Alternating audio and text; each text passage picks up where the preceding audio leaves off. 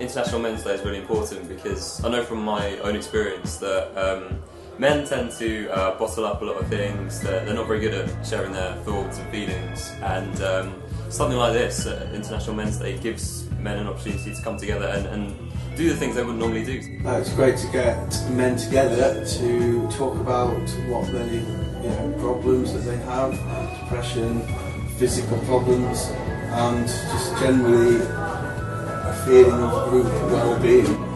International Men's Day is important because men are traditionally backward about coming forward about their health. So I think Men's Day is important to raise awareness and to get people talking.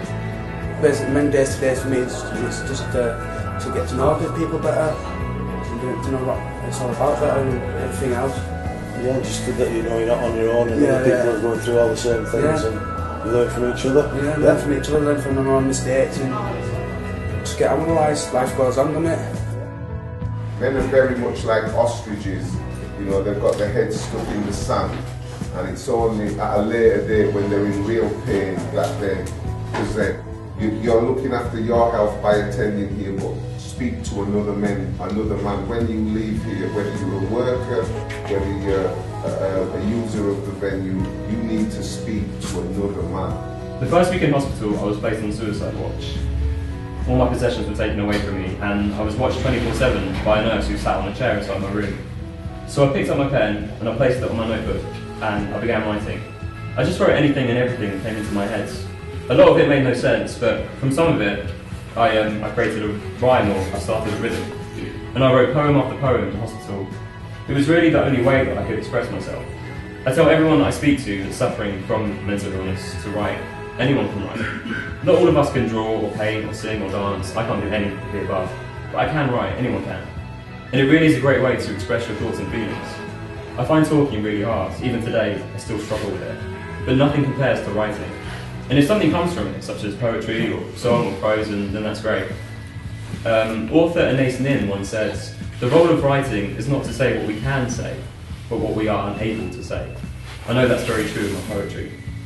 I find strength in being with others who have mental health issues. And I'm going to end on a poem which talks about that kind of unity and togetherness, particularly amongst men. And that's why creative support is so important, because it brings people together.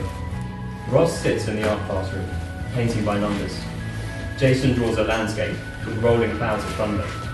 Tommy moulds clay for his house between his thumbs. Jack varnishes a box to give to his son.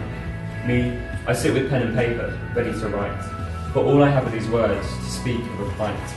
The plight of these 5 men, each torn apart by the brutality of a journey disclosed in their heart.